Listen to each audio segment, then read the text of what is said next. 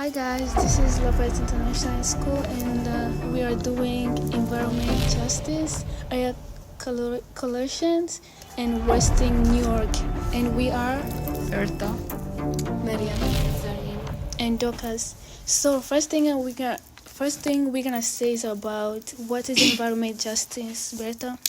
Government justice is everyone, regardless of race, colors, nation, organ, or income, has the right to the some government protection.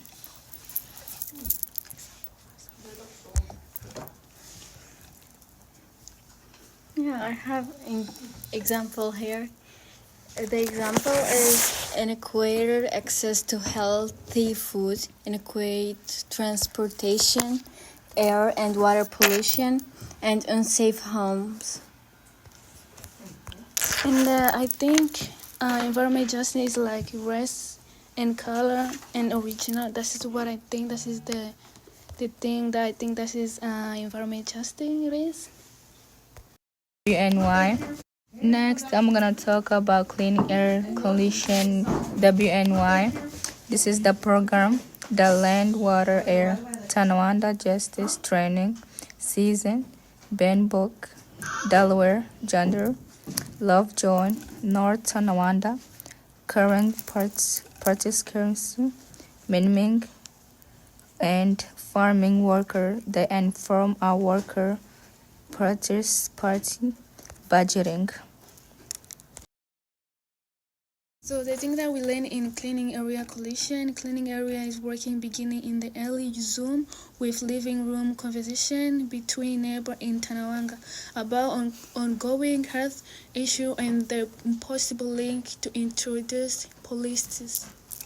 A Western democracy, under capitalism is our economic system, right? And basically, our analysis is the way our system is designed is very extractive. So it's designed to extract resources and extract wealth from communities and from people. And it really concentrates wealth at the top, like to a small number of people and companies. And that's the goal, tremendous growth, like continual growth of production of resources, of like taking resources out of the ground. And we kind of refer to that as dig, dump, and burn. So it's like we're digging oil out of the ground, we're burning it, we're putting it in the atmosphere. We're making wealth and some of us get a little bit of that wealth, and a small amount of people get a lot of the wealth at the top.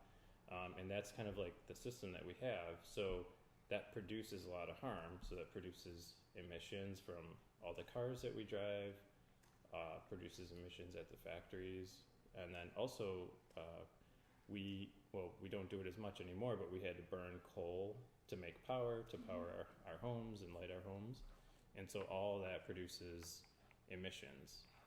And so those that gain a lot of money from this, they will tell you that, hey, you look at all this stuff, this nice stuff you have. You have cars, you have a house, you have lights. Heat comes on. We need to burn the oil and the coal to do this. But some of us think, no, we can still have these things. Maybe not. Maybe we have to sacrifice a little bit, but we could still have nice things, and we can do things by renewable energy, and maybe have communities have control of how they generate their power. Like you can have communities that own their own solar panels systems to generate their own power. So there's alternatives to it, like having particulates and dust and things that are in the air in them. So that's a really important thing. And because we're focusing on environmental justice, we want to think about communities where we talk about disproportionate effect. So environmental justice means if everything was equal, everybody would be affected the same by the pollution.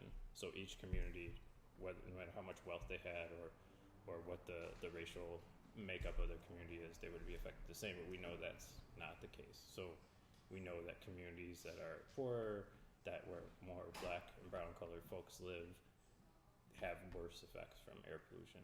So that's another pro of eliminating air pollution, is we want stop those disparities.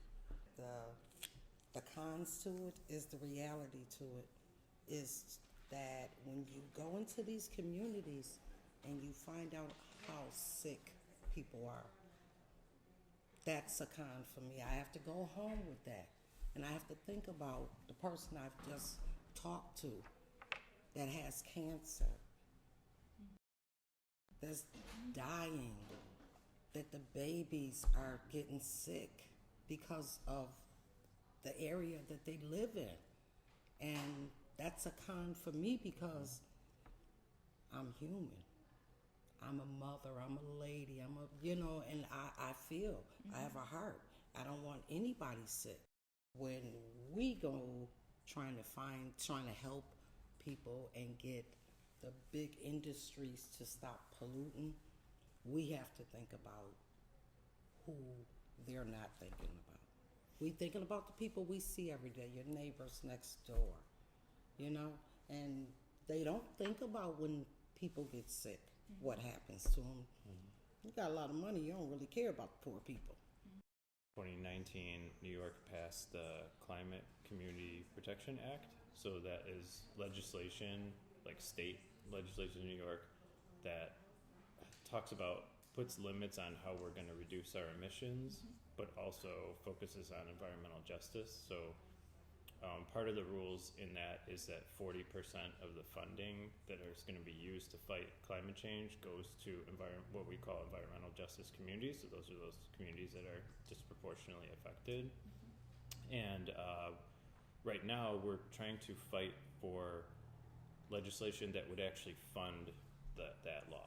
Because the law itself it says we have to do this. So by 2050, New York has to cut their emissions by a certain amount of percentage, but it doesn't talk about like where to get the money for. So anything that we want to do as far as government, we need to fund it. And when you're trying to pass new laws, the first thing they're going to ask is where is the money going to come to pay for it. Thanks for listening to our podcast about an inspiring conversation with the Clean Air Coalition of Western New York. For more information and to get involved, visit cacwny.org. Until next time.